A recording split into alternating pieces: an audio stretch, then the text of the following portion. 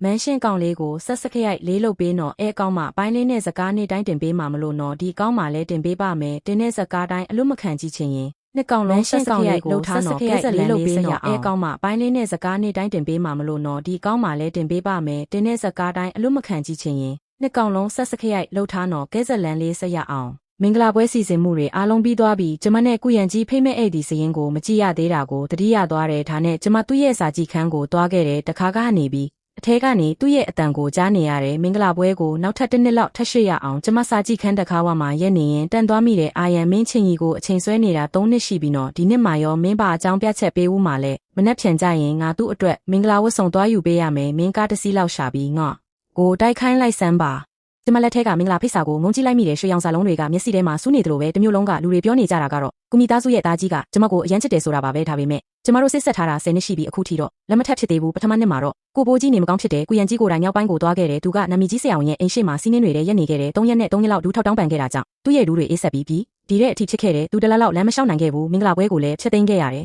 နောက်တစ်နှစ်မှာတော့ကုမီသားစုကအကျွေးပြဿနာတွေနဲ့ရင်ဆိုင်ခဲ့ရတယ်ကုရန်ကြီးဟာလမ်းကြားတစ်ခုထဲမှာအကျွေးရှင်တွေရဲ့ဝိုင်းရိုက်တာကိုခံခဲ့ရပြီးဒဏ်ရာအပြင်းထန်ရခဲ့တယ်ဒါနဲ့အခုခံရတာကြောက်ကလို့တောင်မြင်နေရတယ်သူစေးရုံမှာရက်တစ်ပတ်ပေါင်းများစွာတက်ခဲ့ရပြီးမင်္ဂလာပွဲကိုလည်းနောက်ထပ်တစ်ကြိမ်ရှစ်ဆိုင်ခဲ့ရပြန်တယ်တတိယနှစ်မှာတော့သူကကျမအတွက်ပန်းချန်တစ်ခုတိစောက်ပေးမယ်လို့ပြောခဲ့တယ်သူကိုယ်တိုင်ကြီးချက်လောက်ကင်ရင်အောက်ချင်ညမ်းပေါ်ကနေပြုတ်ကျခဲ့တယ်ဆရာဝန်ကပြောတာတော့နောက်ထပ်လက်မဝက်လောက်သာလွဲသွားရင်သူမတန်ဆွမ်းဖြစ်သွားနိုင်တဲ့နန်ချန်မျိုးကလူတွေအကုန်လုံးကကုမီသားစုရဲ့သားကြီးဟာသူ့ရဲ့စစ်ဆက်ထားသူအတွက်ဆိုရင်အသက်တောင်မနှံ့မျောဘူးလို့ပြောကြတယ်ဒီနှစ်မှာတော့ကျမဘာမှမလုပ်ချင်တော့ဘူးကုမီသားစုမှာဘယ်လောက်ပဲအခက်အခဲတွေရှိပါစေကျမတို့လက်ထက်ကြရအောင်လို့ပြောခဲ့တယ်ကုရန်ကြီးကလည်းနောက်ဆုံးတော့ခေါင်းညိတ်ပြီးဒီနှစ်မှာကျင်းသေးပေါက်လက်ထက်မယ်လို့ပြောခဲ့တယ်ဒါပေမဲ့အခုတော့သူကကုဆွေတို့နဲ့တိုင်ပင်ပြီးကျမကိုဘယ်လိုညင်ရမလဲဆိုတဲ့အကြောင်းပြချက်ကိုရှာနေတယ်အာရန်ဘာဖြစ်လို့လဲမင်းချင်းကြီးကိုလက်မထက်ချင်ရင်လဲသူ့ကိုတိတ်တိတ်ပြောလိုက်ပေါ့သူ့ကိုအချိန်မဆွဲထားပါနဲ့တော့ကုရန်ကြီးခိုင်းလောက်တိတ်ဆိတ်သွားတယ်ကျွန်တော်ချင်းကြီးကိုချစ်ပါတယ်ချင်းကြီးတယောက်တည်းကိုပဲချစ်တာပါကျွန်တော်နောက်ထပ်ခိုင်းလောက်ပဲစောင့်ချင်တာပါဘိုင်းလူနားလေသဘောပေါက်လာတဲ့အထိသူတခြားလူတစ်တယောက်နဲ့တွေ့တဲ့အထိသူကျွန်တော်အပေါ်အခုလောက်အထိအာမကိုတော့တဲ့အထိပေါ့ကျွန်တော်သူ့ကိုတကယ်မနာကျင်စေချင်ဘူးဘိုင်းလူဆိုတဲ့နာမည်ကအတချောင်းလိုပဲကျမရဲ့နားထဲကိုမထင်မှတ်ပဲထိုးဆိုင်လိုက်တယ်လို့ခံစားလိုက်ရတယ်ဘိုင်းလူကကုရန်ကြီးရဲ့အတန်းဖော်တယောက်ဖြစ်ပြီးကြောင်းပြီးတော့ကုကုမ္ပဏီမှာပဲကုရန်ကြီးရဲ့အတွင်းရေးမှုအဖြစ်ဝင်လုပ်ခဲ့တယ်ကျမအင်္ဂလန်မှာကြောင်းသွားတက်နေတဲ့နှစ်တွေတုန်းကသူကကုရန်ကြီးကိုအနီးကပ်ပြုစုဆောင်ရှောက်ပေးခဲ့တယ်ဒီလိုကိုကျမရုတ်တရက်အေးဆက်သွားတယ်လို့ခံစားလိုက်ရတယ်ဘိုင်းလူကိုမနာကျင်စေချင်ဘူးဆိုရင်ချင်းကြီးကိုရောမနာကျင်စေချင်ဘူးလာ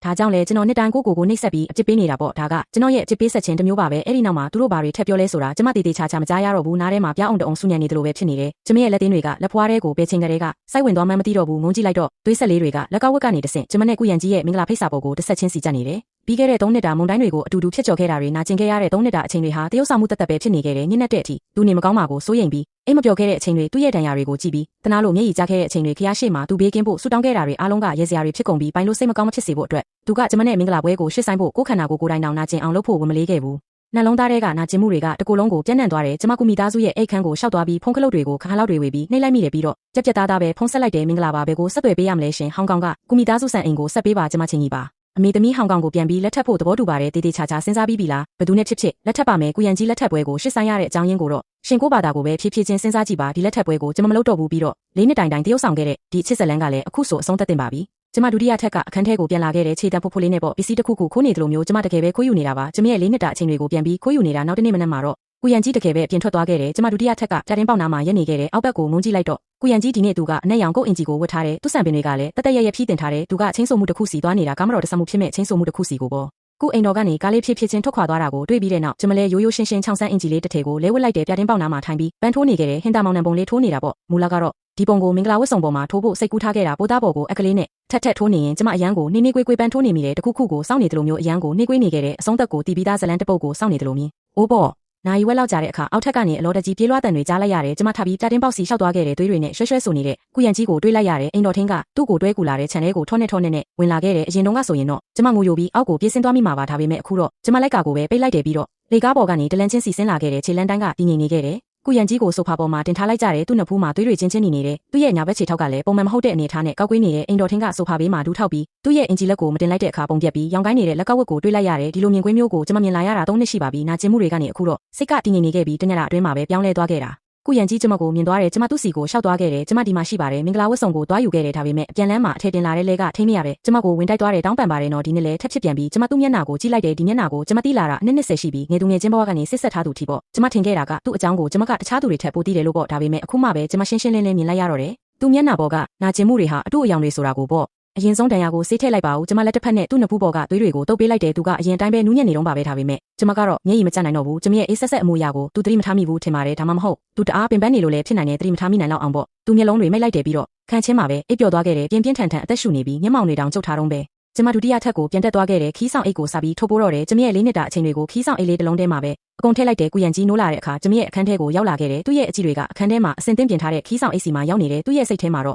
အကြောင်းပြချက်မရှိပဲထိတ်လန့်မှုတွေဖြစ်ပေါ်လာခဲ့တယ်သူကျမရဲ့လက်ကိုစုပ်ကင်လိုက်တယ်စင်းရီမင်းဘယ်ကိုသွားမလို့လဲကျမဟောင်ကောင်ကိုပြန်တော့မယ်ကျမပြောလိုက်တာကိုကြားလိုက်ရတဲ့အခါကုရန်ကြီးကတော့မတိစိတ်ကနေတက်ပြင်းတစ်ချက်ကိုအတားတကြီးချလိုက်မိတယ်ဦးလေးနဲ့အတော်တို့စီကိုလည်းတွားတွေ့လိုက်ဦးပေါ့နှစ်သက်မတိုင်ခင်မှာမင်းကိုလာကြိုးဖို့လူလွတ်လိုက်ပါမယ်သူကသူ့ရဲ့ကုတ်အင်ဂျီအိတ်ကက်ထဲကနေစင်ဆွဲပြီးလေးတစ်ခုကိုထုတ်လိုက်တယ်ပြီးလေးတစ်ချောင်းကိုမြောက်ပြလိုက်တယ်လွန်ခဲ့တဲ့3လတုန်းကကျမဟိုးရင်ဈေးဟောင်းထဲမှာဒီဘီလေးကို2ခေါက်3ခေါက်လောက်ပဲကြည့်မိခဲ့တာဒါပေမဲ့သူကအမတ်တရရှိနေခဲ့တယ်သူကျမကိုအဲ့ဒီဘီလေးကန်ပေးလိုက်တယ်သူ့စကားတွေကကျင်နာမှုတွေနဲ့ပြည့်နေနေပါတယ်ချင်းရင်ငါတကယ်ပဲတောင်းပန်ပါတယ်တကယ်တော့ဒီကြောက်စိမ့်ကိုငါတို့မင်္ဂလာဆောင်တဲ့နေ့မှာမင်းကိုပေးဖို့ငါရည်ရွယ်ထားခဲ့တာပါဒါပေမဲ့အခုတော့မင်းခိုင်းလောက်သိခံပေးဖို့လိုမယ်ကျေးဇူးတင်ပါတယ်ဒီနေ့ရာသီဥတုတာရတယ်လို့ပြောလိုက်တယ်လို့မျိုးတည်ငြိမ်တဲ့အတန်နဲ့ကြောက်စိမ့်ကိုကျမလက်ခံလိုက်ပါတယ်ကုရန်ကျိုးရဲ့လက်ဟာလေးထဲမှာတန်းသွားခဲ့ပါတယ်အရင်ကတော့ကျမကအရန်တက်ကြလွန်ခဲ့ပါတယ်သူ့ရဲ့အရာအလုံးကိုကျမတုံ့ပြန်ခဲ့ပါတယ်အခုတော့ကျမအရန်အေးဆက်လွန်းနေပါတယ်ဘယ်လောက်တောင်အေးဆက်သွားလဲဆိုရင်နောက်ဆုံးမှာကုရန်ကျိုးတောင်ကြောက်ရွံ့လာခဲ့ပါတယ်သူကျမအနားကိုတိုးလာပြီးကျမလက်ကိုစုပ်ကင်လိုက်ပါတယ်ချင်းရီမင်းကကိုစိတ်ဆိုးနေတာလားမဟုတ်ပါဘူးကုရန်ကျိုးကနောက်ထပ်တစ်ခုခုမေးချင်နေပါသေးတယ်ဒါပေမဲ့အခန်းတစ်ခါကိုတယောက်ယောက်လာခောက်ပါတယ်ပိုင်လူကစွပ်ပြုတ်ပန်းကန်ကိုကင်ပြီးအခန်းထဲဝင်လာပါတယ်သူမကကုရန်ကျိုးရဲ့နဖူးပေါ်ကချွေးတွေကိုကျွမ်းကျင်စွာတုပ်ပေးလိုက်ပါတယ်ပြီးတော့ဆေးပန်းကန်ကိုသူ့နှုတ်ခမ်းနားတဲ့ပေးလိုက်ပါတယ်ရှင်ကုစွပ်ပြုတ်တောက်ရမယ့်အချိန်ရောက်ပြီရှင်ကုရန်ကျိုးကလက်ကြည့်ပြီးခေါင်းညစ်ပြပါတယ်ကျမရဲ့ကုတင်ပေါ်မှာသူထိုင်လိုက်ပါတယ်ပိုင်လူကသူ့ဘေးမှာဝင်ထိုင်လိုက်ပါတယ်သူမကစွပ်ပြုတ်တစုံခက်ယူပြီးပန်းကန်နားသက်မှာခပ်ဖို့ဖို့မှုတ်ပေးပါတယ်ပြီးတော့သူ့ပါဆက်ထဲခွင့်ပေးလိုက်ပါတယ်အဲ့ဒီအမှုအရာကထိတ်လန့်စရာကောင်းလောက်အောင်ရင်းနှီးနေပါတယ်သူမကသူ့ကိုစွပ်ပြုတ်ခွင့်ပေးနေတာပါသူကလည်းပါဆက်ဟာပြီးလိမ့်မှာပါနဲ့စွာမျိုးချလိုက်ပါတယ်သူမကနောက်တစုံထက်ခတ်ပါတယ်အေးအောင်မှုတ်ပေးပြီးမှထက်ခွင့်ပေးပါတယ်သူတို့နှစ်ယောက်စလုံးဟာအပေးယူအလုံးမြနေပါတယ်အချိန်ပေါင်းထောင်ချီလောက်ခဲ့ဘူးတို့လိုမျိုးတဘာဝကျနေပါတယ်ကျမကိစ္စတစ်ခုကိုတတိယသွားပါတယ်လွန်ခဲ့တဲ့နှစ်က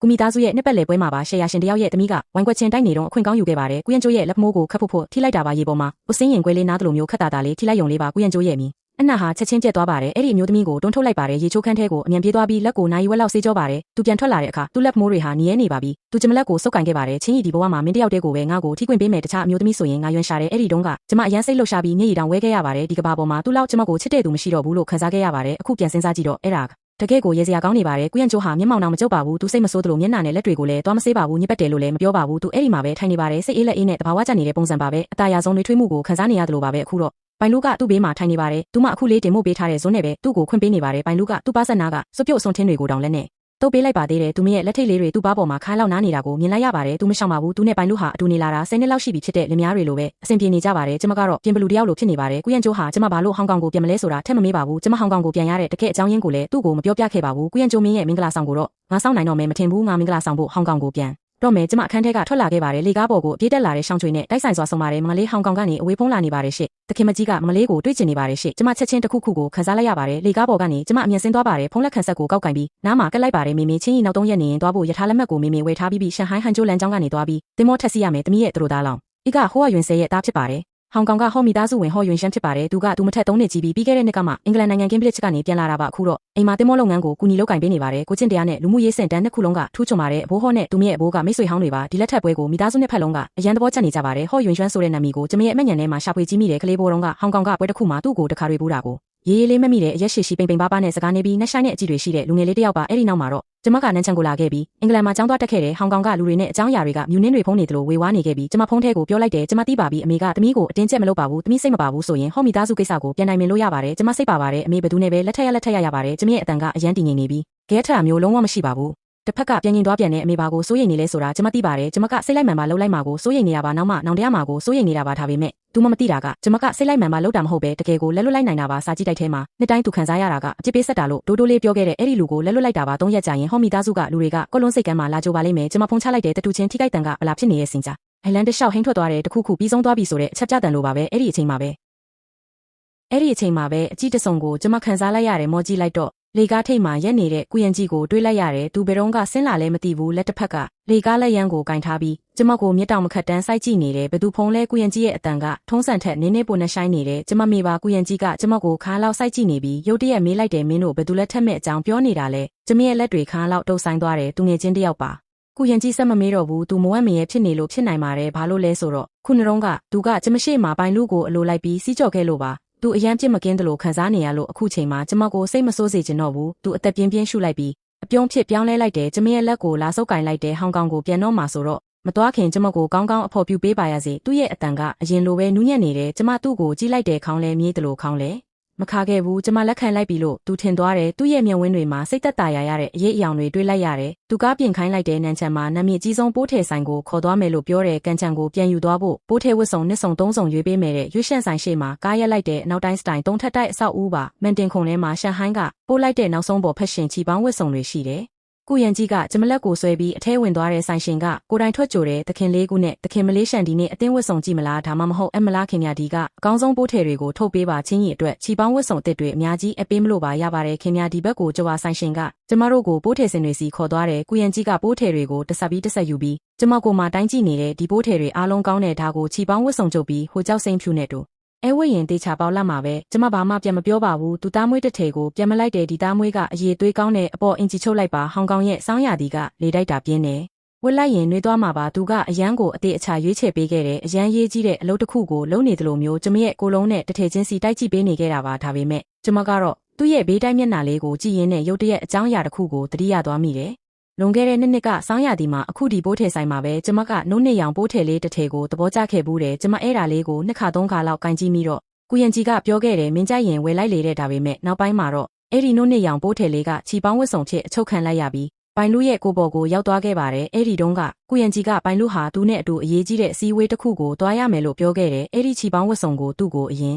ပေးလိုက်ပါပြီးမှကျမအတွက်အစ်စ်တစ်ထည်ပြန်ချုပ်ပေးမယ်တဲ့အခုတော့ဒီထည်တွေကဘလောက်ပဲလက်နေပါစေကျမနဲ့ဘလောက်ပဲလိုက်ဖက်နေပါစေဒါတွေကကျမအစကတည်းကလိုချင်ခဲ့တဲ့အထည်တွေမဟုတ်တော့ပါဘူးကုရန်ကြီးကတော့ကျမရဲ့ထူးဆန်းနေမှုကိုသတိမထားမိခဲ့ပါဘူးသူကအထည်9ထည်6ထည်လောက်ကိုရွေးပြီးဆိုင်ရှင်ကိုပေးလိုက်တယ်ပြီးတော့အမြဲဆုံးချုပ်ပေးဖို့နဲ့နောက်နှစ်ရက်အတွင်းကုအိမ်တော်ကိုပို့ပေးဖို့မှာကြားခဲ့ပါတယ်ဟုတ်ကဲ့ပါခင်ဗျာဆိုင်ရှင်ကအမိန့်ကိုလက်ခံပြီးထွက်သွားခဲ့တယ်ကုရန်ကြီးကကျမရဲ့လက်ကိုစုပ်ကင်လိုက်တယ်ရှင်းကြီးနှစ်တကူပြီးရင်မင်းအတွက်အခုထပ်ပိုလာတဲ့ဝတ်စုံတွေကိုထည့်ရွေးပေးဦးမယ်နော်တဲ့သူကကျမစကားတဲကအတိတ်ပဲကိုမကြားခဲ့ပုံပါပဲသူကပြုံးပြီးပြောခဲ့တယ်ရပါတယ်ကိုကမင်းအတွက်ပဲပိုက်ဆံသုံးချင်တာပါတဲ့ကျမလည်းပြုံးပြလိုက်မိတယ်ကျမရဲ့မိဘတွေကဟောင်ကောင်မှာနာမည်ကြီးတဲ့သူတွေပါကျမရှန်ရှင်းကြီးကမွေးကလေးကသုံးလို့မကုန်နိုင်တဲ့ငွေကြေးတွေရှိခဲ့တာပါဟောင်ကျန်းလောင်ကိုသွားပြီးမင်းကြိုက်ဆုံးကနန်းဝူးချက်ဥခောက်ဆွဲသွားစားကြစို့ကုရန်ကြီးကကျမတေချာပေါက်ပျော်သွားမယ်ဆိုတဲ့ပုံစံမျိုးနဲ့မျက်ခုံးပင်းပြခဲ့တယ်ဒီတခါတော့ကျမညင်းမနေတော့ပါဘူးစားချင်လုံးဤလို့မဟုတ်ပဲသူဘလောက်အထိဆက်ပြီးဟန်ဆောင်နေဦးမလဲဆိုတာကိုကြည့်ချင်လို့ပါကုရန်ကြီးကကျမတို့တိတ်ဆိတ်တဲ့နှုတ်ဆက်ပွဲလေးလုပ်ပေးဖို့ဟောင်ကျန်းလောင်ရဲ့ဒုတိယထပ်ကိုကြိုတင်မှာထားတယ်လို့ပြောခဲ့တယ်ဒါပေမဲ့ကျမတို့အပေါ်တက်သွားတဲ့အခါမှာတော့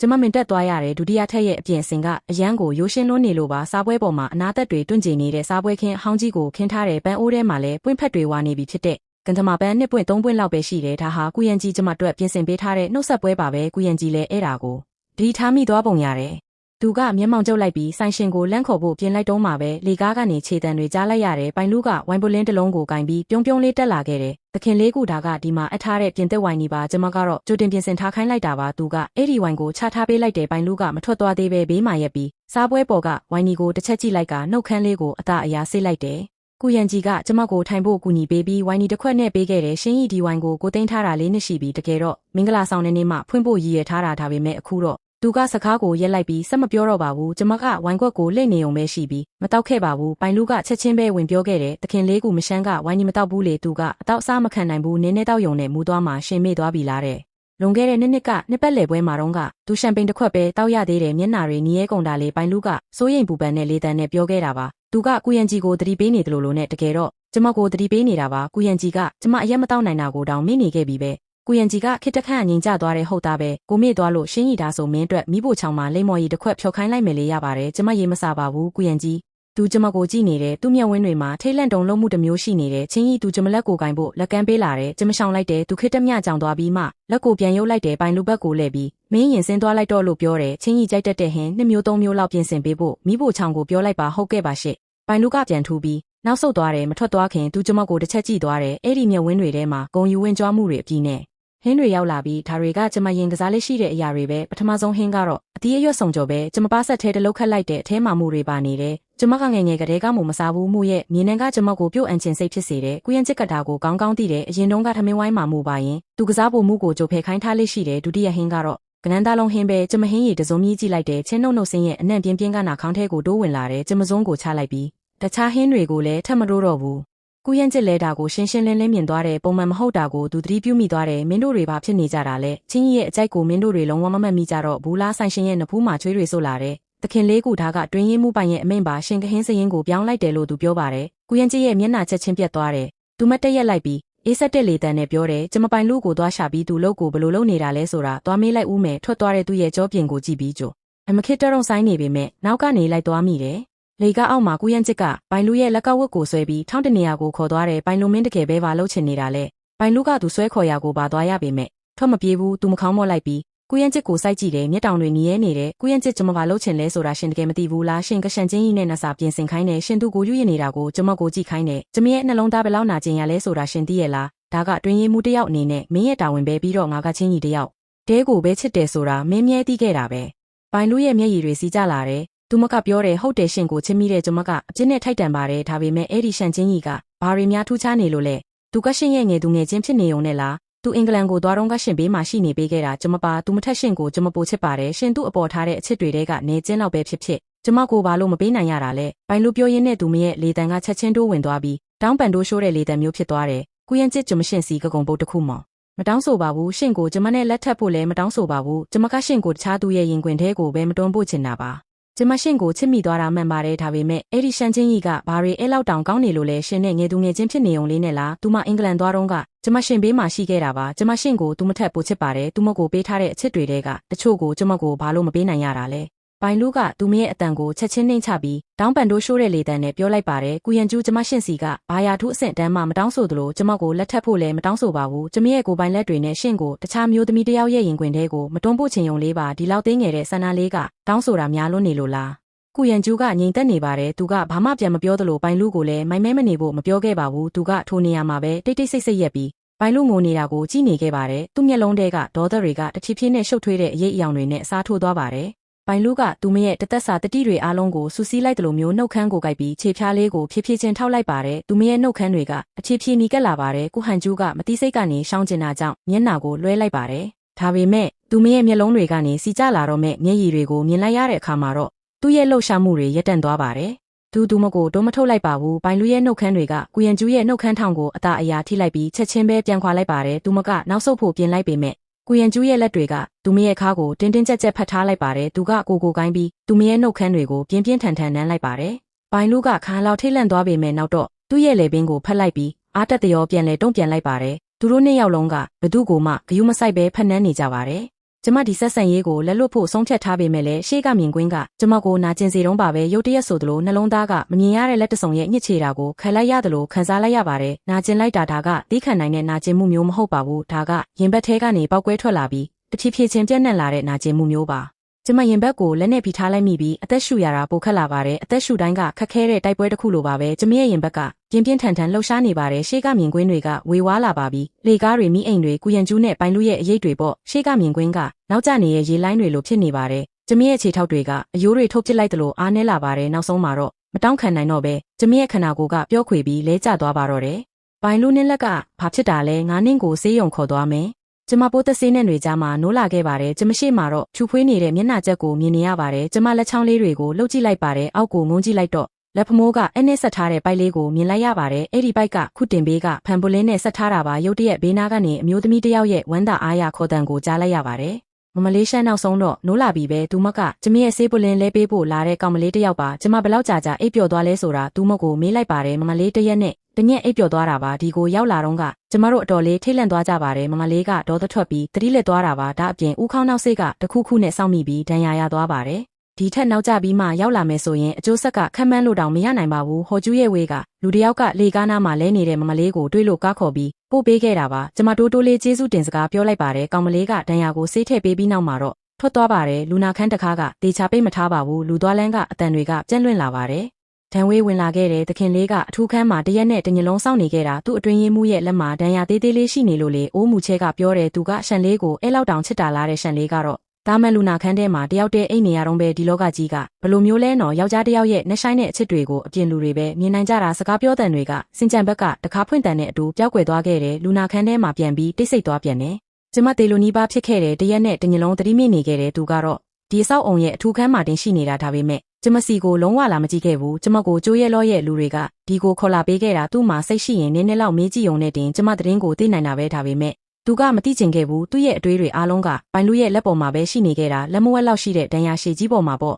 ကျမလက်ဖမိုးကစားရီပလင်အက်ကိုဆွဲထုတ်လိုက်တဲ့အပေါက်ရာကနေသွေးတွေစိမ့်ထွက်လာပြီးဖြူဖြောနေတဲ့လက်ဖမိုးတစ်လျှောက်စီးကျလာတဲ့တန်းရှင်းဖြူခွေးနေတဲ့အိယာခင်းပေါ်ကိုတစ်ဆက်ချင်းစီကျသွားတဲ့ကျမဘာမှမခံစားရတော့ဘူးဒီလောက်နာကျင်မှုလေးကကျမနှလုံးသားထဲကအကြောင်းနဲ့နှိုင်းရှင်ရင်ဘာမှမဟုတ်ပါဘူးဘာနဲ့နှိုင်းရှင်လို့ရမှာလဲကျမဆေးရုံဝန်ထမ်းတွေကိုတာဝန်မယူကြောင်းစာရွက်ပေါ်မှာလက်မှတ်ထိုးခိုင်းလိုက်တဲ့ဖြစ်လာသမျှအကျိုးဆက်တွေကိုကျမကိုယ်တိုင်ပဲတာဝန်ယူပါမယ်လက်မှတ်ထိုးပြီးတဲ့နောက်ကျမဆေးရုံတကားကနေတယောက်တည်းထွက်လာခဲ့တဲ့အေးဆက်တဲ့လေတွေကမျက်နှာကိုတိုးဝစ်လာတဲ့ကျမဆေးရုံရှေ့ကိုလမ်းလျှောက်သွားခဲ့တဲ့လန်ချားတစ်စီးပေါ်တက်ထိုင်ပြီးကူအိမ်တော်ကိုသွားပေးပါလို့ပြောလိုက်တဲ့လန်ချားစထွက်လာတဲ့တောင်ပိုင်းမြို့လေးရဲ့မြင်ကွင်းတွေကတကွက်ချင်းစီနောက်ကိုကြမ်းရစ်ခဲ့တဲ့ဒီမြို့လေးကကျမရဲ့ငယ်ဘဝတလျှောက်အောက်လုံးအတူရှိခဲ့တာဒီမှာပဲအချစ်ကိုတင်ယူခဲ့ပြီးဒီမှာပဲအချစ်တွေကုံဆုံးခဲ့ရတဲ့အခုတော့ကျမထွက်သွားတော့မယ်နောက်တစ်ခါဘယ်တော့မှပြန်မလာတော့ဘူးနန်းတော်ပြတိုက်ကိုပြန်ရောက်လာခဲ့တဲ့မိုးလဲမောင်နေပြီးကျမအပေါ်ထက်ကိုတန်းသွားပြီးပြင်ဆင်ထားတဲ့အိတ်ကိုယူလိုက်တဲ့မန်တင်ခုံဘေးကဖြတ်သွားတော့အဲ့ဒီကြောက်စိမ့်ဖြူစံထိုးလေးကအထီးကျန်စွာနဲ့အဲ့ဒီမှာရှိနေတုံးပဲကျမအဲ့ဒါကိုမယူသွားခဲ့ဘူးကျမနဲ့မဆိုင်တဲ့ပစ္စည်းတွေကိုတခုမှမယူသွားဘူးကျမခီးဆောင်အိတ်ကိုဆွဲပြီး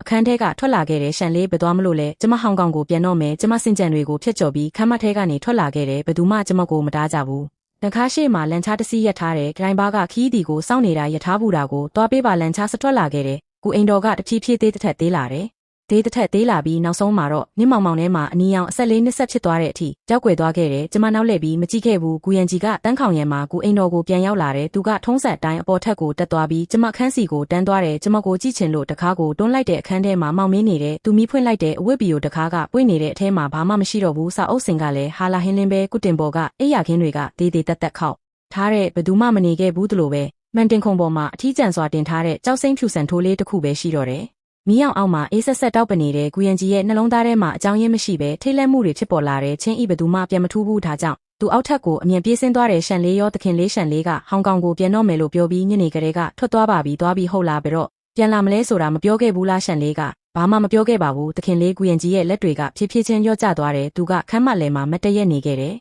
တကူလုံးတုံရင်နေတဲ့နောက်ဆုံးတော့သူတတိယသွားတယ်အဲ့ဒီနေ့ကသူကျမကိုလာဖို့မယ်ပြောပြီးကျူးရဲ့ဝေမှာတယောက်တည်းထားခဲ့တယ်တနေ့တမလုံးသူကပိုင်လူနာမှာပဲရှိနေခဲ့ပြီးကျမကိုလုံးဝတည်းမရခဲ့ဘူးအခုတော့တကားကိုတွန်းဖွင့်လိုက်ပြီးကုစစ်ရောအမြန်ဝင်လာတယ်သူ့လက်ထဲမှာသတင်းစာတစ်စောင်ရှိနေတယ်သူ့မျက်နှာကဖြူဖြောနေတဲ့ချင်းကြီးထွက်သွားပြီးကုရန်ကြီးဘာမှပြန်မပြောဘူးအာယန်ဒီလောကမှာဘယ်သူမှမရှိရင်မဖြစ်ဘူးဆိုတာမရှိဘူးချင်းကြီးကျွန်တော်ကိုထားမသွားပါဘူးသူကျွန်တော်ကိုစောင့်မယ်လို့ပြောခဲ့တယ်သူတေချာပေါက်စောင့်မှာပါသူစကားမဆုံးခင်မှာပဲကုစစ်ရောကလက်ထဲကသတင်းစာကိုမြောက်ပြီးသူ့စီကိုပြင်းပြင်းထန်ထန်ပေးပေါက်လိုက်တယ်ကုရန်ကြီးသတင်းစာကိုကောက်ယူပြီးငုံကြည့်လိုက်တဲ့ဒါကအထူးထုတ်သတင်းစာတစ်စောင်ပဲမီးအောင်မှာသတင်းခေါင်းကြီးပိုင်းကတိတိတာတာပေါ်လွင်နေတဲ့ဟောင်ကောင်ကဟောမီသားစုဝင်ဟော်ယွန့်ကြီးဟာလက်ထက်တော့မှာပါသူတို့သမီးအစ်စ်ကတော့ဆန်မိသားစုကစံချင်းကြီးပဲဖြစ်ပါတယ်သတင်းခေါင်းစဉ်အောက်မှာစာသားလေးတစ်ကြောင်းရှိနေသေးတယ်မင်္ဂလာဆောင်မဲ့ရက်ကိုသမ္မတနိုင်ငံ14နှစ်6လပိုင်း6ရက်နေ့လို့သတ်မှတ်ထားပါတယ်မင်္ဂလာပွဲကိုဟောင်ကောင်ကစိန့်ဂျော့ခ်ရဲ့ဂီယာရှိကိုကျောင်းမှာကျင်းပမှာပါကူရန်ကြီးအဲ့ဒီသတင်းစာကိုမမိတ်မတုံစိုက်ကြည့်နေတဲ့သူလက်ချောင်းတွေကိုအရန်အားထည့်ထားလို့လက်စစ်တွေဖြူကုန်တဲ့သတင်းစာကလည်းသူ့လက်ထဲမှာကြေမိုးနေပြီးသူတခုခုပြောဖို့စ조사နေပေမဲ့ဘာအတန်မှထွက်မလာဘူးရွှေရောင်စာလုံးတွေကမီးအောင်ဟပ်ပြီးသူ့မျက်လုံးထဲကိုတန်မိုးရိုက်သွင်းလိုက်တယ်လို့ပဲဟောင်ကောင်ကဟော့မီသားစုရဲ့ဟော်ယွန့်ကြီးနဲ့စန်ချင်းကြီးတို့လက်ထက်ကြတော့မယ်သူဟာဝိညာဉ်မရှိတဲ့မြေရုပ်တုလိုငြိမ်သက်နေတဲ့ခဏကြာမှာသူကုစစ်ရော်ကိုဖြည်းဖြည်းချင်းမောကြည့်လိုက်တယ်သူ့မျက်ဝန်းတွေကကြောက်ကုစစ်ရော်ဘာမှပြန်မပြောဘူးအိတ်ခမ်းထဲမှာကြောက်စရာကောင်းလောက်အောင်တိတ်ဆိတ်နေတဲ့နိုင်လက်တန်သွားနေတဲ့အတန်ပဲကြားနေရတယ်အဲ့ဒီအတန်ကစီတီးတန်လိုပဲမျက်စံနေတဲ့ကုရန်ကြီးလေကားပေါ်မှာထိုင်ချလိုက်တဲ့သတင်းစာတွေကမင်္ဂလာသတင်းကသူ့ကိုထက်ခါတလဲလဲနာကျင်စေတယ်ဒါမဖြစ်နိုင်ဘူးချင်းကြီးကစိတ်ဆိုးလို့ကျွန်တော်ကိုဒေါ်သက်ထွက်အောင်ဟန်ဆောင်နေတာပဲဖြစ်ရမယ်သူတခြားလူနဲ့ဘလို့လို့လက်ထက်မှာလဲသူဝုန်းခနဲ့ထည့်ပြီးအိတ်ခမ်းထဲကဖုံးစီကိုပြေးသွားတဲ့ဖုံးကိုတကြီးကြီးနဲ့ခေါ်လိုက်တဲ့ဟောင်ကောင်ကဆန်မိသားစုစီကိုဖုံးဆက်ပေးပါလို့ပြောတယ်ခဏဆောင်ပါချိတ်ဆက်ပေးနေပါတယ်လို့ပြန်ပြောတယ်အဲ့ဒီနောက်မှာအော်ပရေတာအတန်ပြန်ထွက်လာတဲ့တောင်းပန်ပါတယ်လူကြီးမင်းဟောင်ကောင်ကိုဆက်သွယ်တဲ့ဖုန်းလိုင်းတွေပြုတ်ပြင်းနေလို့အခုချိတ်ဆက်လို့မရသေးပါဘူးမနေ့ဖြန်မှပြန်စ조사ပေးပါလို့ပြောတယ်နောက်တစ်ခါပြန်ခေါ်ကြည့်ပါဦးတောင်းပန်ပါတယ်လူကြီးမင်းတကယ်ခေါ်လို့မရလို့ပါသူဖုန်းကိုပစ်ချလိုက်တဲ့အိတ်ခမ်းအလယ်မှာတကူလုံးတုံရင်နေတဲ့ရှင်ဟောင်ကောင်ကိုသွားချင်တာလားဘလို့ဆင့်တန်းနဲ့သွားမှာလဲကုရန်ကြီးငိန်နေတဲ့ရှင်သူ့ကို3နှစ်တောင်လိန်ခဲ့တဲ့စစ်ဆက်တောင်မစစ်ဆက်ရသေးဘူးအခုရှာငင်ကချင်းကြီးအတွက်ဘာလဲကုရန်ကြီးပါဆက်ဟလိုက်ပေမဲ့ဘာမှပြောမထွက်ဘူးဟုတ်သားပဲသူဘာပြောနိုင်မှာလဲငယ်သူငယ်ချင်းလို့ပြောမှာလားဒါမှမဟုတ်သူ့ကို3နှစ်တောင်စောင့်ခိုင်းခဲ့တဲ့လူလို့ပြောမှာလားဒါပေမဲ့ကျွန်တော်သူ့ကိုချစ်တယ်ဟုတ်လားရှင်သူ့ကိုချစ်တာက3နှစ်တောင်လိန်ခဲ့တာလားသူစေးရုံမှာဒေလူမျိုးပါဖြစ်နေချိန်မှာရှင်ကတခြားမင်းကလေးရဲ့ကုတင်ပေးမှာရှိနေခဲ့တာလေဒေလူမျိုးပါဟုတ်လားကုစစ်ရော်ကသူ့ကိုကြည့်လိုက်တယ်နောက်ဆုံးတော့သတိဝင်လာပြီလားရှန်ကြီးကကြွယ်ရဲ့လုံမှာရှိနေမှန်းသူလုံးဝမသိခဲ့ဘူးရှင်နဲ့ပိုင်လူတို့အတူတူရှိနေတာကိုမြင်တော့သူမအရန်တော်ထွက်ပြီးလေကားပေါ်မှာမူးလဲသွားခဲ့တယ်ဦးခေါင်းနောက်စစ်ရိုက်မိပြီးဒဏ်ရာရသွားခဲ့တယ်ကြွယ်ရဲ့လုံကဝန်ထမ်းတွေကသူမကိုအသက်ကယ်ဖို့ဆေးရုံကိုပို့ပေးခဲ့ကြတယ်သူမဟာလူနာဆောင်မှာတရက်နဲ့တညက်အိတ်ခဲ့ရတယ်ပြီးတော့ ဆေးရုံကနေတယောက်တည်းဆင်းသွားခဲ့တယ်အဲ့ဒီနေ့မှာရှင်ကပိုင်လူရဲ့လက်မှာဒဏ်ရာအနေငယ်ရယုံလေးနဲ့အထူးကုသဆောင်မှာသူ့မကိုပြုစုပေးနေခဲ့တာကုယန်ကျစ်ရဲ့မျက်နှာဟာချက်ချင်းဖြူဖြော့သွားခဲ့တယ်ကျွန်တော်မသိခဲ့ဘူးကျွန်တော်တကယ်ကိုမသိခဲ့တာပါသူဟာဘာကိုအပြင်းထန်အရိုက်ခံရတယ်လို့မျိုးတိုးတိုးလေးရေရွတ်နေခဲ့တယ်ရှင်မသိတာကတော့တေချာတာပေါ့ဘာလို့လဲဆိုတော့ရှင်ဘယ်တော့မှထဲမစင်းစားခဲ့လို့ပဲရှင်သိတင်တာကရှန်ရီဟာရှင်နဲ့ဘာမှမပတ်သက်တော့ဘူးဆိုတာပဲသူမကဘာလို့တခြားလူနဲ့လက်မထက်နိုင်ရမှာလဲသူမကိုလေးနှစ်လုံးလုံးလိန်ညာခဲ့တဲ့လူကိုသူမကဘာလို့အမြဲတမ်းစောင့်နေရမှာလဲကုစီမင်းရဲ့အတန်ဟာမကျေပေမဲ့ကုယန်ကျစ်တကူလုံးကို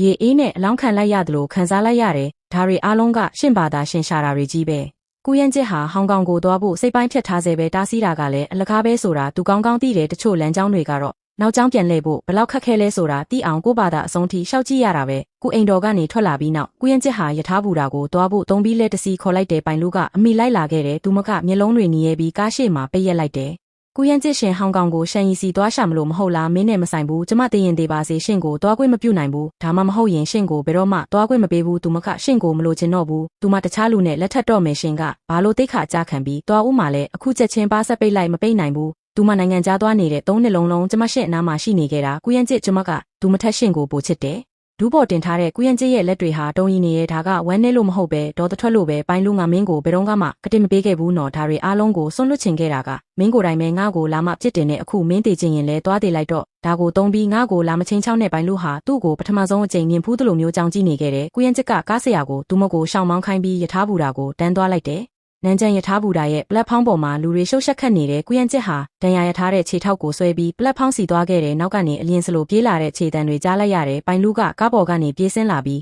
သူ့လက်မောင်းကိုတင်းတင်းကြပ်ကြပ်ဆွဲထားတဲ့အကူယန်ကျစ်ရှင်သွားလို့မဖြစ်ဘူးလက်ကိုလွတ်ဆန်းမလွတ်ဘူးကျမရှင်ကိုချစ်လို့ပါကျမဘာမှလို့လဲသူမဟာသူ့အင်ဂျီလက်ကိုတင်းတင်းကြပ်ကြပ်ဆုပ်ကင်ထားပြီးလက်တင်းတွေကသူ့အသားထဲနှိမ့်ဝင်လိုနီးပါဖြစ်နေတယ်မင်းကငါ့ကိုချစ်တော့ငါနဲ့ဘာဆိုင်လဲပိုင်လို့10နှစ်မခလို့အနှစ်20 30ဖြစ်ပါစေငါမင်းကိုဘယ်တော့မှကြိုက်မှာမဟုတ်ဘူးငါရှန်ရီတယောက်တည်းကိုပဲကြိုက်တာမင်းတေချာကြားရဲ့လားပိုင်လူရဲ့ဘားပြင်ပေါ်မှာမျက်ရည်တွေစီးကျလာတဲ့တကူလုံးလဲတောင်းတင်းသွားသလိုခံစားရတယ်ကုယန်ကျစ်ကသူမလက်ကိုခါထုတ်လိုက်တယ်ဒီနေ့ကစားပြီးမင်းကိုအလုတ်ထုတ်လိုက်ပြီးသူဟာနောက်ကိုလက်မကြည့်တော့ပဲယထာဘူတာတဲကိုရှောက်ဝင်သွားတယ်ကုယန်ကျစ်ရှင်နောင်တရပါလိမ့်မယ်ကုယန်ကျစ်နောက်ကိုလက်မကြည့်ခဲ့ဘူးသူ့ရဲ့ခြေလမ်းတွေကနည်းနည်းလေးတောင်နှင်းမသွားခဲ့ဘူးပိုင်လူဟာပလက်ဖောင်းပေါ်မှာရက်နေပြီးလူအုပ်ထဲပျောက်ကွယ်သွားတဲ့သူ့ကြောပြင်ကိုကြည့်နေခဲ့တယ်သူမရဲ့ဝမ်းနည်းမှုတွေဟာအေးဆက်တဲ့ရက်ဆက်မှုတွေအဖြစ်ပြောင်းလဲသွားတယ်သူမလက်သီးကိုတင်းတင်းဆုပ်လိုက်ပြီးလက်သင်းတွေကလက်ဖွားထဲနှိမ့်ဝင်သွားတဲ့ရှန်ရီတာမရှိရင်သူပြန်လာမှာပဲသူမနောက်လှည့်ပြီးလက်မှတ်အယောင်ဌာနစီရှောက်သွားတဲ့လက်မှတ်ဝယ်ပြီးသူမလဲကန်ချံမြို့ကိုလိုက်တော့အားတော့မယ်ကူးရန်ကြီးသည်ကန်ချံမြို့သို့ရောက်ရှိလာသည့်အချိန်တွင်မိုးတောက်ရန်အလင်းရောင်စတင်ထွက်ပေါ်စားပင်ရှိပါသေးသည်သူသည်တညလုံးမအိပ်ဆက်ခဲ့ရသဖြင့်မျက်လုံးများမှာနီးရဲလျက်ရှိသည်သူသည်ကားပေါ်သို့တက်က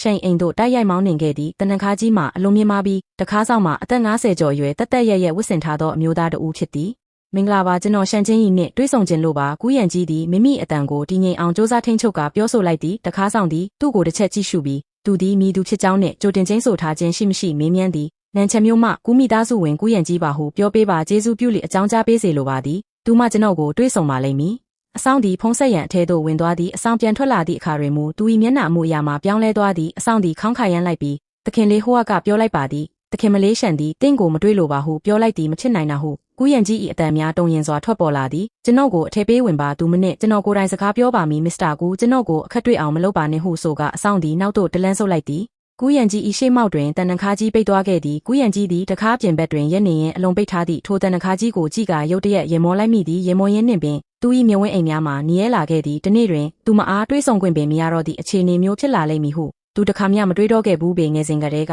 သူ့နောက်သို့တကောက်ကောက်လိုက်ခဲ့သောမိန်းကလေးသူ့ကိုအကိုကြီးရန်ကြီးဟုခေါ်ဆိုခဲ့သောသူ၏စကားတိုင်းကိုယုံကြည်ပြီးသူ၏လုပ်ရက်တိုင်းကိုစောင့်မျှော်ခဲ့သောအမျိုးသမီးယခုမူမျက်နှာကိုပင်မကြည့်လိုတော့သည့်အခြေအနေသို့ရောက်ရှိသွားခဲ့လေပြီကူးရန်ကြီးသည်မြို့ဝင်အိမ်တော်ရှိတွင်တနေကုန်ရက်နေခဲ့သည်သူသည်မိသည့်နေရာသို့မျှမသွားဘဲမနက်မှညမိုးချုပ်သည့်တိုင်အောင်ရက်နေခဲ့ခြင်းဖြစ်သည်မိုးများရွာသွန်းလာတော့လဲသူသည်မိသည့်နေရာသို့မျှမရှောင်တိန်ခဲ့ပေမိုးထဲလေထဲတွင်ပင်ရက်နေခဲ့ရာတကိုယ်လုံးဆိုးရွှဲကနှုတ်ခမ်းများလည်းဖြူဖြော့သွားခဲ့သည်တခါဆောင်သည်သူအားအကြိမ်ကြိမ်ထွက်ကြည့်ခဲ့ပြီးတခုခုပြောလို့တော့လဲမပြောဘဲနေခဲ့သည်နောက်ဆုံးတွင်မူအထဲသို့ပြန်ဝင်သွားခဲ့သည်နောက်တစ်နေ့နန်းနက်ခင်းသို့ရောက်တော့အခါတွင်မူနောက်ဆုံးတွင်သူသည်ကူရန်ချီဆက်မတောင့်ခံနိုင်တော့ပါဘူးသူဟာတန်တန်ခါကိုမိပြီးဖြည်းဖြည်းချင်းထိုင်ချလိုက်ပါတယ်ကျွန်မကတော့ဒုတိယထက်ပြတင်းပေါက်ကနေအဲ့ဒီလူကိုကြည့်နေခဲ့ပါတယ်ငငယ်ကလေးကအခုချိန်ထိသူဒီလောက်ထိအခြေအနေဆိုးတာမျိုးတစ်ခါမှမဖြစ်ဘူးပါဘူးကူရန်ချီကအမြဲတမ်းအဲ့ဒီလူမျိုးပါမာနာကြီးတဲ့သခင်လေးကူပါသူပဲနေရာကိုပဲသွားဖားရကြသူတွေကြီးပါပဲအခုတော့သူဟာစွန့်ပစ်ခံရသူတယောက်လိုဖြစ်နေပါပြီတကူလုံးဆိုရွှဲပြီးဟိုကမိသားစုရဲ့တန်တန်ခါရှိမှထိုင်နေရှာပါတယ်အိမ်ပြန်လန်းပြောင်းနေတဲ့ခွေးလေးတဲ့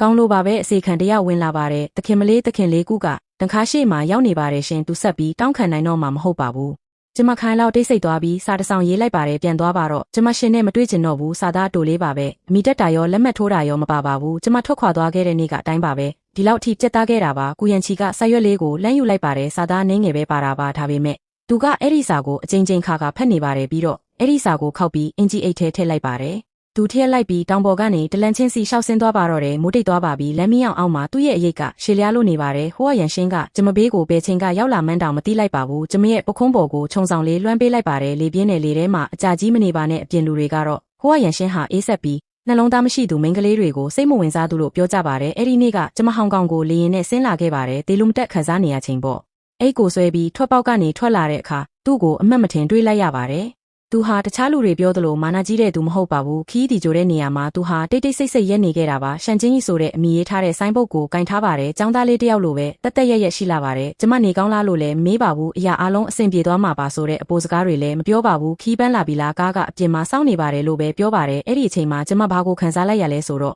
ဟောင်ကောင်မြို့ကကျမထင်တယ်လို့မျိုးသူစိမ့်ပြင်ပြင်ကြီးမဟုတ်နိုင်တော့ဘူးပေါ့ဘာတွေတွေးနေတာလဲဟိုကရန်ရှင်းရဲ့အတန်ကကျမကိုသတိပြန်ဝင်လာစေပါတယ်ပြတင်းပေါက်အပြင်ဘက်မှာငှက်တကောင်ပြန်တန်းသွားပါတယ်ဥယျာဉ်ထဲကညောင်ပင်အိုကြီးကိုဖျက်ပြီးပြန်သွားတာပါဝေးလံနဲ့မိုးကုတ်ဆက်ဝိုင်းစီကိုပျောက်ကွယ်သွားပါတယ်ကျမအတိတ်ကပုံရိပ်တွေထဲကနေယုံထွက်လိုက်ပါတယ်ဟိုကရန်ရှင်းကတော့ကျမဘေးမှာရမြဲရနေစေပါပဲကျမကိုစိုးရိမ်တကြီးကြည့်နေပါတယ်ကျမဘာမှမချစ်ပါဘူးရှင်စိုးရိမ်မနေပါနဲ့သူကခေါင်းညှိပြလိုက်ပါတယ်ကျမအဆင်ပြေပါတယ်ရှင်စိတ်မပူပါနဲ့သူကခေါင်းပဲငင်းပြခဲ့တယ်ဘာမှလည်းပြန်မမေးခဲ့ဘူးဖွင့်လည်းမပြောခဲ့ပါဘူးပြတင်းပေါက်အပြင်ဘက်မှာကောင်းကင်ကြီးကတားရနေပါပြီတိမ်တွေကြားကဖြာဆင်းလာတဲ့နေအောင်ကြီးကပန်းချန်လေးကိုကြားရောက်နေတဲ့မိုးတန်ကြောင့်ကိုင်းညွတ်နေတဲ့တစ်ကိုင်းတွေဟာဖြည်းဖြည်းချင်းပြန်ပြီးမက်လာနေပြီနောက်ရက်အနည်းငယ်ကြာမှာတော့ကျမမင်္ဂလာဆောင်အတွက်တက်တက်ကြွကြွပြင်ဆင်နေခဲ့တယ်ဟိုကယွင်စင်းကကျမထက်တောင်ပိုပြီးစိတ်နှစ်ထားပုံရတဲ့နေရာအကျယ်ကြီးတွေပြင်ဆင်တာကနေစလို့ပန်းပွင့်လေးတွေအထိသူကိုယ်တိုင်အားလုံးကိုလှုပ်ခဲ့တာပါဒါကိုအကျိုးမြတ်အတွက်လက်ထပ်တာလို့သူကမယူဆခဲ့ပါဘူးတကယ်ကိုမင်္ဂလာပွဲတစ်ခုလိုပဲသူကပြင်ဆင်နေခဲ့တာပါကျမအတွက်မင်္ဂလာပွဲလေးပေါ့မင်္ဂလာဝတ်ဆောင်စမ်းဝတ်တဲ့နေ့မှာသူကကျမနဲ့အတူနေ့လည်ခင်းတစ်ခုလုံးရှိနေပေးခဲ့တယ်ကျမစမ်းဝတ်သမျှဝတ်ဆောင်တိုင်းကိုသူကတေးသေးချာချာကြည့်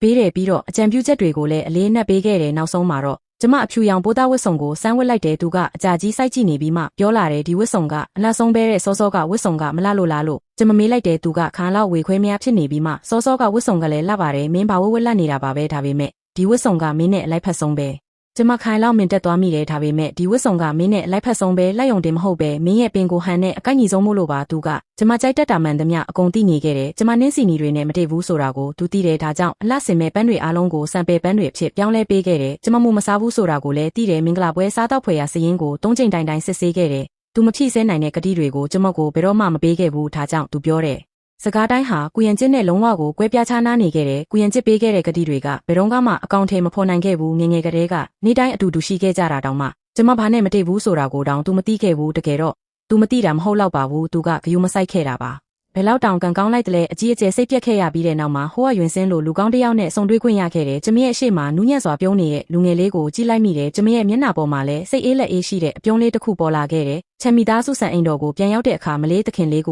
လွန်ခဲ့တဲ့ရက်ပိုင်းကတည်းကသူကအိမ်ဟောင်းသားမှာလာပြီးဝဲလည်နေတော့ပဲနေ့တိုင်းစီတီပန်းမွန်းတွေလာဖို့ပေးနေတဲ့ဒါကနန်ချန်ကနာမီကြီးဆိုင်ဟောင်းကမွန်းတွေလို့ပြောတယ်အိမ်ကအစေခံတွေကလက်မခံဘူးလို့ပြောပေမဲ့သူကတန်ခါရှိမှပဲထားခဲ့တာပါနောက်ဆိုရင်ကုရင်ကျစ်အကြောင်းကိုကျမကိုထက်ပြီးမပြောပါနဲ့တော့ဟုတ်ကဲ့ပါကျမပြတင်းပေါက်ရှိမှရက်နေခဲ့တဲ့ဝေးလံတဲ့စိတ်ကမ်းမျိုးရဲ့မိုးကုတ်ဆက်ဝိုင်းကိုငေးကြည့်နေမိတယ်၄နှစ်တောင်ရှိသွားပြီးကုမီသားစုစီမှာကျမ၄နှစ်တီတီစောင့်ဆိုင်ခဲ့တယ်ဒါပေမဲ့မင်္ဂလာဆောင်တစ်ခါမှဖြစ်မလာခဲ့ဘူးဒါပေမဲ့ဟိုကယွင်စင်းအတွက်တော့အရာအားလုံးကတဘာဝအတိုင်းဖြစ်ပျက်လာခဲ့တယ်တကယ်တော့ကျမကမင်္ဂလာပွဲနဲ့မထိုက်တန်တာမဟုတ်ပါဘူးအဲ့ဒီလူကသာကျမကိုတကယ်စိတ်ရင်းနဲ့မပေးချင်ခဲ့တာပါကျမပြုံးလိုက်မိတယ်အဲ့ဒီတုန်းကအမေစကားကိုနားထောင်ခဲ့တင်တာကိုမိသားစုစီမှာဇွတ်မိတ်ပြီးမနေခဲ့တင်ဘူးတချို့လူတွေကတော့သူတို့ကို၄နှစ်တောင်စောင့်ခဲ့ပေမဲ့သူတို့ကမင်းကိုဘယ်တော့မှလက်ထက်မှာမဟုတ်ဘူးတချို့လူတွေကြတော့လေမင်းကြောခိုင်းလိုက်တာနဲ့သူကအရာအားလုံးကိုအသင့်ပြင်ထားပေးတတ်တယ်ဒီကဘာပေါ်မှာတန်ဖိုးမဲ့ဆုံးအရာကတော့မင်းကိုလုံးဝအရေးမဆိုင်တဲ့လူတစ်ယောက်ကိုထိုင်ပြီးစောင့်မျှော်နေရတာပါပဲမင်္ဂလာပွဲကိုဟောင်ကောင်မှာကျင်းပခဲ့တဲ့စိန်ကျွန်းဖျားကျောင်းကြီးမှာပေါ့မနက်9 နာရီမှာမိတ်ကပ်ဆရာတွေနဲ့စံပင်ဆရာတွေဟာချမ်မီသားစုဆန်အိမ်တော်တဲကိုတယောက်ပြီးတယောက်ရောက်လာကြတယ်ကျမမန်ရှိမှထိုင်နေခဲ့တယ်တဆင့်ချင်းစီသူတို့သမီးလေးအဖြစ်ပြင်ဆင်ချက်တချင်းခံခဲ့ရတယ်အမေဟာကျမရဲ့နောက်မှာရက်နေပါတယ်မန်တဲကနေကျမကိုကြည့်နေပြီးမျက်လုံးတွေဟာနီမြန်းလာနေပါတယ်အမေရဲ့မငိုပါနဲ့ဦးမဟုတ်ရင်မိတ်ကပ်တွေပြက်ကုန်ပါလိမ့်မယ်ဟောင်ကောင်ကအရန်ကောင်းပါတယ်နန်ချမ်းထက်အများကြီးပိုတာပါတယ်အမေဟာစကားကိုဆုံးအောင်မပြောခဲ့ပေမဲ့အမေဘာပြောချင်လဲဆိုတာကျမသိပါတယ်နန်ချမ်းကကုအိမ်တော်မှာအိတ်ဒီဖြစ်နေထိုင်ရတာထက်အများကြီးပိုကောင်းတဲ့ဟိုနေရာထက်ပိုကောင်းတယ်ကျမကိုလက်မထက်မဲ့လူတစ်ယောက်ကိုစောင့်နေရတာထက်ပိုကောင်းတယ်လို့ဆိုလိုတာပါ ကျမပြုံးလိုက်ပါတယ်တကယ်တော့ကျမအဲ့ဓာတွေကိုလက်လွတ်နိုင်ခဲ့ပါပြီအတိတ်ကအကြောင်းအရာတွေကိုစိတ်အေးလက်အေးနဲ့ပြောနိုင်နေပါပြီဒါပေမဲ့အမေကိုပြစ်တင်နေမှာစိုးလို့စကားလမ်းကြောင်းလွှဲလိုက်ပါတယ်အမေမိဖို့ချောင်းလဲသွားပြီးဘာမွန်းတွေရှိလဲဆိုတာသွားကြည့်ပေးပါဦးကျမဗိုက်စာနေပြီလို့ပြောလိုက်တော့အမေကခေါင်းညှိပြီးအပြင်ကိုထွက်သွားပါတယ်အလှပြင်ခန်းထဲမှာကျမတယောက်တည်းကြံခဲ့ပါတယ်မန်ရှိမှာအသက်ကိုဝါရှူလိုက်ပြီးဒီနေ့ကျမလက်ထပ်တော့မယ်ကျမစောင့်နေစရာမလိုတဲ့လူတစ်ယောက်နဲ့လက်ထပ်တော့မယ်လို့တွေးနေမိပါတယ်အဲ့ဒီအချိန်မှာတခါပွင့်လာပါတယ်အမေပြန်လာပြီးထင်ပြီးစကားပြောဖို့ပြင်လိုက်တဲ့အခါရှန်တခင်မလေးထားကဟောတခင်လေးကပို့ခိုင်းလိုက်တာပါလို့ပြောပါတယ်ကျမပန်းစည်းကိုလက်ခံယူပြီးငုံကြည့်လိုက်တဲ့အခါနင်းစီနီတွေလိုမပြင်းပဲတင်းပြတ်တဲ့ရနက်လေးကိုရလိုက်ပါတယ်ဟိုကယွင်ကျန်းကကျမလက်ကိုဆွဲကင်ပြီးအဲ့ဒီတွေရှေ့ကိုလှည့်လိုက်တယ်ကျမတို့လက်ချင်းချိတ်ပြီးပြုံးပြလိုက်ကြတယ်ကူးရန်ကျူးကကျမတို့ရဲ့စုပ်ကင်ထားတဲ့လက်တွေကိုကြည့်နေတဲ့နေအောင်အောက်မှာတောက်ပနေတဲ့လက်စွပ်ကိုကြည့်ရင်လွန်ခဲ့တဲ့နှစ်ပေါင်းများစွာကိုသူတတိယသွားတယ်သူကကျမလက်ကိုအခုလိုပဲစုပ်ကင်ခဲ့ဘူးတယ်အဲ့ဒီတုန်းကကျမကအခုလိုပဲတောက်ပစွာပြုံးခဲ့တာပေါ့ဒါပေမဲ့သူကပဲအဲ့ဒီအပြုံးတွေကိုဖျက်ဆီးခဲ့တာမင်္ဂလာပွဲပြီးဆုံးချိန်မှာအဲ့ဒီတွေကမတက်ရက်ပြီးလက်ခုပ်တီးကြတယ်ဟိုကယွင်ကျန်းကကျမခါကိုဖတ်ထားတယ်ကျမပန်းပွင့်လေးတွေကြွေကြနေတဲ့ဖျားเจ้าတဲကနေထွက်ခွာလာချိန်မှာကူးရန်ကျူးကအခန်းထောက်မှာထိုင်နေစေပဲကျမပြောက်ွယ်သွားတဲ့အထိသူကြည့်နေခဲ့တယ်သူကဖြည်းဖြည်းချင်းခေါင်းကုန်ပြီးမျက်နှာကိုလက်ဖွားနဲ့အုပ်ထားလိုက်တဲ့လက်ချောင်းတွေကြားကနေမျက်ရည်တွေစီးကျလာပြီးအေးဆက်တဲ့ကျမ်းပြင်ပေါ်ကိုကျသွားတယ်ဘယ်သူမှမမြင်လိုက်သလိုဘယ်သူမှလည်းမသိကြဘူးအဲ့ဒီထောက်မှာတိတ်တိတ်လေးငိုနေတဲ့ဒီမျိုးသားဟာတကယ်တော့ဒီနေ့ရဲ့သူတို့သားဖြစ်တင်သူဆိုတာကိုပေါ့တာပေမဲ့သူကတော့ကျမကိုတခြားတစ်ယောက်ရဲ့မင်္ဂလာပွဲစီပို့ဆောင်ပေးခဲ့သူဖြစ်သွားရတယ်ဟိုးမိသားစုရဲ့အိတ်ခံပွဲကိုဥယျာဉ်ထဲမှာကျင်းပတဲ့ကျမမိဘတွေလည်းရောက်လာကြတဲ့စားပွဲဝိုင်းဆက်နှစ်ဝိုင်းမှာအဖြူရောင်စားပွဲခင်းတွေနဲ့တန်းရှင်းနေပြီးစံပယ်ပန်းတွေနဲ့အလှဆင်ထားတဲ့အိတ်ဒီတွေကဖန်ခွက်ချင်းတိုက်ကြပြီးရေမောတန်တွေကလည်းမဆဲဘူးဟိုးကယွင်ကျန်းကကျမဘေးမှာထိုင်နေပြီးကျမလက်ကိုတစ်စက္ကန့်မှမလွတ်တမ်းဆုပ်ကင်ထားတဲ့ဟိုးကတော့ကတကယ်ကိုလှတာပဲကျေးဇူးတင်ပါတယ်ရှင်သူမကအရက်သိမ့်မတောက်နိုင်ဘူးကျမသူမကိုစားတောက်ပေးပါမယ်သူကဖန်ခွက်ထဲကအရက်ကိုတကြိုက်တဲတောက်လိုက်တဲ့သူကအရန်ကိုပြက်သားပြီးလင်းမြန်နေကျမသူ့ကိုလှည့်ကြည့်လိုက်တော့သူကဥယျာဉ်ထောင်းကိုလမ်းကြည့်ရင်မျက်မှောင်ကျုံနေတာကိုတွေးလိုက်ရတယ်ကျမလည်းသူ့အကြည့်အတိုင်းလိုက်ကြည့်လိုက်တော့ဝတ်စုံနဲ့ရောင်ဝတ်ထားတဲ့အမျိုးသားနှစ်ယောက်ကတခုခုကိုတိုးတိုးလေးပြောနေကြတာတွေးရတယ်ဘာဖြစ်လို့လဲဟင်ဘာမှမဟုတ်ပါဘူးမျက်စိမသားတဲ့သူတချို့ရောက်လာလို့ပါအကုန်လုံးရှင်းလင်းလိုက်ပါပြီကျမရင်တွေတုံသွားတယ်ဘသူလဲသူကကျမကိုကြည့်လိုက်တယ်ဒီငိမ့်တဲ့မျက်လုံးတွေနဲ့ပိုင်လူကိုကြည့်နေရင်ကျွန်တော်လက်ချောင်းလေးတွေတုံနေတယ်သူကအလုသမားတွေကြားထဲမှာပုံအောင်နေပြီးခင်ဗျားအနားကိုချင်းကပ်ဖို့စူးစမ်းနေတာလက်ထဲမှာလဲဓားမြောင်တလက်ဝက်ထားသေးတယ်ကျွန်တော်လူတွေကမြင်ဆန်လို့သူ့ကိုဖမ်းဆီးပြီးရဲစခန်းစီပို့လိုက်ပြီးကုရန်ကြည့်အကြောင်းတော့ကျွန်တော်ဘာမှမပြောခဲ့ပါဘူးဘသူပဲဖြစ်ဖြစ်ကျွန်တော်မသိကျင်တော့ဘူးကျွန်မပြုံးလိုက်ပြီးရှေ့မှာရှိတဲ့လိမ္မော်ရီကွက်ကိုမကနောက်ထပ်တငုံတောက်လိုက်တယ်ခင်ဗျားမကြောက်ဘူးလားလို့သူကမေးတယ်ကျွန်မကမကြောက်ပါဘူးလို့ပြန်ဖြေလိုက်တယ်ဒီနေ့ကစပြီးခင်ဗျားရှိနေတဲ့အတွက်ကျွန်မဘာကိုမှမကြောက်တော့ဘူးသူကကျွန်မလက်ကိုတင်းတင်းဆုပ်ကင်ပြီးသူ့လက်မနဲ့ကျွန်မလက်ဖမိုးကိုအသားအရာပုတ်တက်ပေးတယ်ညနေဆောင်တဲ့အထိအိတ်ခံပွဲကဆက်ဖြစ်နေပြီးအများကြီးတောက်ပြီးတဲ့နောက်အိတ်ဒီတွေလည်းတယောက်ပြီးတယောက်ပြန်ကုန်ကြပြီးအမေကလာပြီးကျွန်မလက်ကိုဆုပ်ကင်တဲ့အမေမျက်လုံးတွေကနီးရဲနေတုံးပဲချင်းကြီးကိုဂယုဆိုင်တော်လို့အမေကမာတယ်အမေကျမနေကောင်ဣပါတယ်လို့ပြန်ပြောလိုက်တဲ့အမေကဟိုကယွင်ရှမ်းကိုလှမ်းကြည့်ပြီးခေါင်းညစ်ပြတယ်ပြီးတော